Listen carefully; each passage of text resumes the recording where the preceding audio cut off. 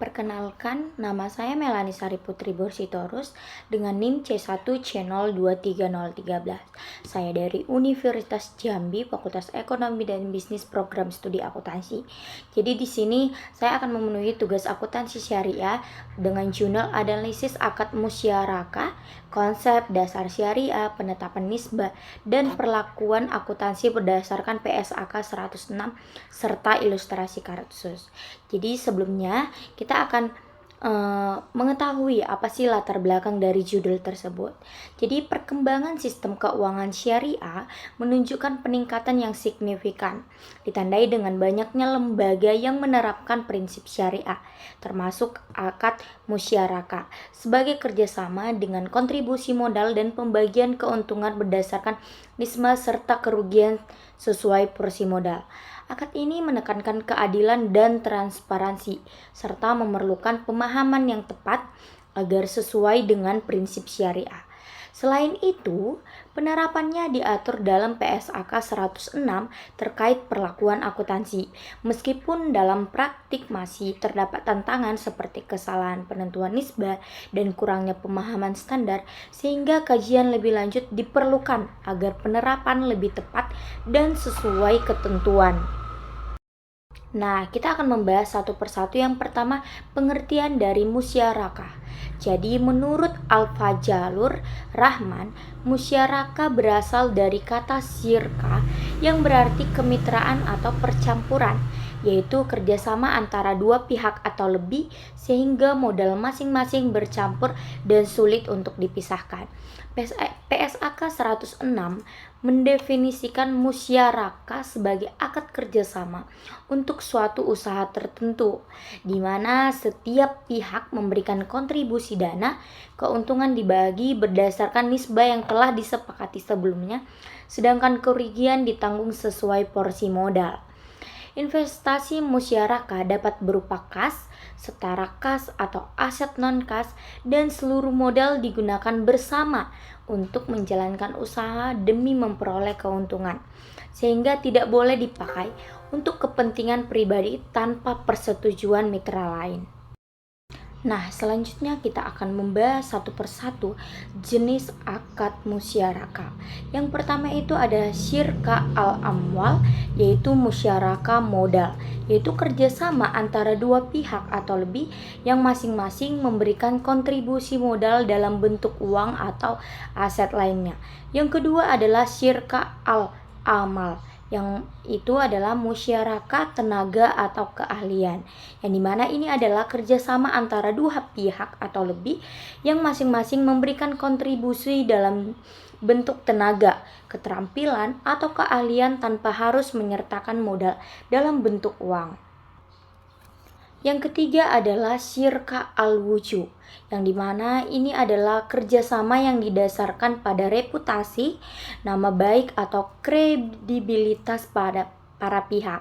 Dalam jenis ini, para pihak tidak memberikan modal dalam bentuk uang atau aset, tetapi memanfaatkan kepercayaan pihak ketiga untuk memperoleh barang atau peluang usaha, biasanya melalui pembelian secara kredit.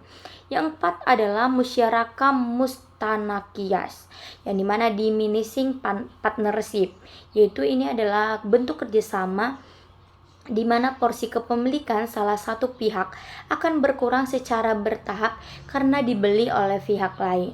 Dalam skema ini, pada awalnya kedua pihak sama-sama memiliki aset. Kemudian salah satu pihak secara bertahap membeli bagian kepemilikan pihak lain. Jenis yang terakhir adalah musyarakah permanen, yang dimana musyarakah permanen ini adalah bentuk kerjasama di mana porsi kepemilikan masing-masing pihak tetap dan tidak mengalami perubahan selama masa akad berlangsung. Para pihak tetap menjadi mitra dalam usaha tersebut hingga akad berakhir atau dibubarkan. Selanjutnya kita akan membahas tentang dasar syariah akad musyarakah. Jadi, akad musyarakah merupakan bentuk kerjasama dalam Islam yang memiliki landasan kuat dalam Al-Quran, hadis, dan ijma ulama, sehingga penerapannya harus berpedoman pada prinsip keadilan, kejujuran, dan keseimbangan.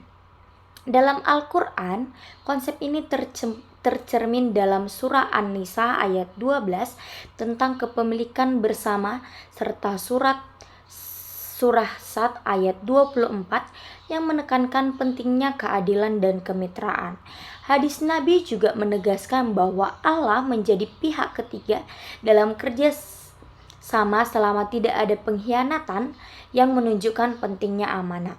Selain itu, para ulama telah menyepakati kebolehan musyawarah dan dalam konteks modern diperkuat oleh Fatwa DSN MUI nomor 8 tahun 2000 yang mengatur pembagian keuntungan berdasarkan kesepakatan dan kerugian sesuai porsi modal.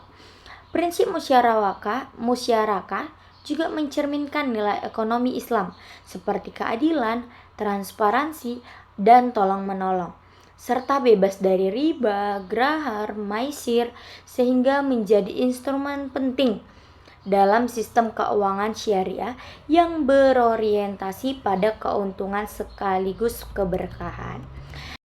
Nah, pembahasan selanjutnya yaitu penetapan nisbah dalam akad musyarakah.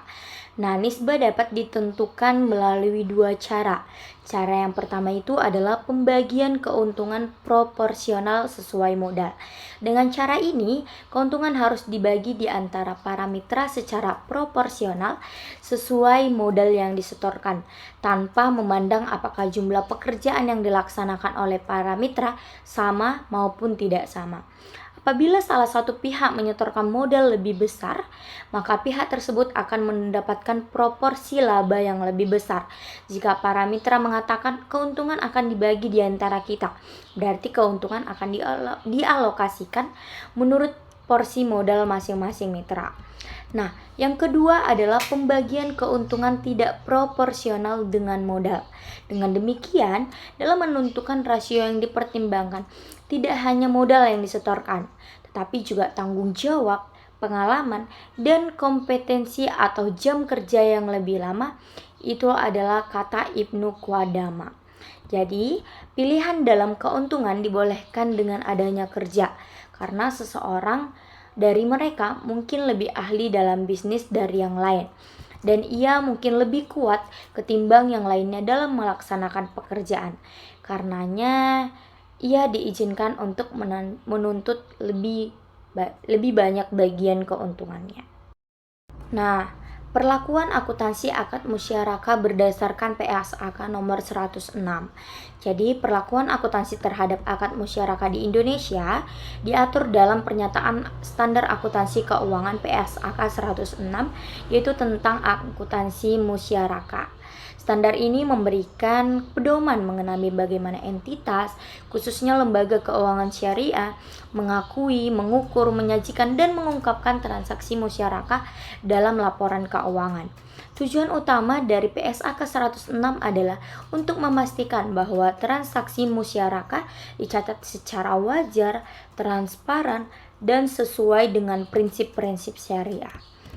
Dalam PSAK 106, pihak-pihak yang terlibat dalam akad musyarakah terdiri dari mitra aktif yaitu pengelola usaha dan mitra pasif yaitu penyedia dana. Masing-masing pihak memiliki hak dan kewajiban sesuai dengan kontribusi yang diberikan dalam akad. Perlakuan akuntansi dalam musyarakah mencakup beberapa aspek. Yang pertama itu pengakuan, yang kedua pengukuran, ketiga penyajian, dan yang terakhir itu pengungkapan. Nah, tiba saatnya kita diilustrasi kasus musyarakah. Ini kasusnya itu yaitu untuk memahami penerapan akad musyarakah secara lebih konkret, diperlukan ilustrasi kasus yang menggambarkan mekanisme kerjasama, pembagian keuntungan, serta perlakuan akuntansinya sesuai dengan PSAK 106. Misalkan, sebuah lembaga keuangan syariah atau bank syariah melakukan kerjasama musyarakah dengan seseorang nasabah dalam menjalankan usaha perdagangan. Dalam akad tersebut disepakati bahwa bank syariah bertindak sebagai mitra pasif, sahibul ma'al, sedangkan nasabah sebagai mitra aktif, pengelola usaha. Bank syariah memberikan kontribusi sebesar 100 juta, sedangkan nasabah memberikan kontribusi sebesar 50 juta. Dengan demikian, total modal usaha adalah 150 juta. Nah, nisbah bagi hasil disepakati sebesar 60% untuk bank syariah dan 40% untuk nasabah, yang didasarkan pada kesepakatan di awal akad dan tidak harus sama dengan proporsi modal. Setelah itu, periode usaha diperoleh laba sebesar 30 juta. Berdasarkan nisbah yang telah disepakati, maka pembagian keuntungannya Bank Syariah 60% dikali 30 juta dan Bank Syariah mendapatkan keuntungan 18 juta dan bagian nasabah 40% dikali 30 juta, bank nasabah mendapatkan keuntungan 12 juta. Dalam hal ini, keuntungan dibagi berdasarkan nisbah, bukan berdasarkan proporsi modal. Hal ini sesuai dengan prinsip syariah yang memperbolehkan pembagian keuntungan berdasarkan kesepakatan selama disetujui di awal akad. Setelah kita membahas tentang pengertian, jenis, dasar, penetapan, tiba saatnya kita di kesimpulan. Jadi kesimpulan dari materi ini, akad musyarakah adalah kerjasama dua pihak atau lebih yang menggabungkan modal untuk memperoleh keuntungan bersama. Dengan pembagian keuntungan berdasarkan nisbah yang disepakati dan kerugian sesuai proporsi modal. Akad ini memiliki berbagai jenis dengan karakteristik berbeda, berlandaskan hukum syariah dalam Al-Quran, hadis fatwa DSN MUI, serta menjunjung prinsip keadilan dan transparansi. Dalam praktiknya, perlakuan akuntansi musyarakah diatur dalam PSAK 106, sehingga dapat diterapkan secara nyata sebagai instrumen penting dalam keuangan syariah. Semoga materi ini bermanfaat untuk kita semua. Jika ada salah kata, mohon maaf. Bye-bye.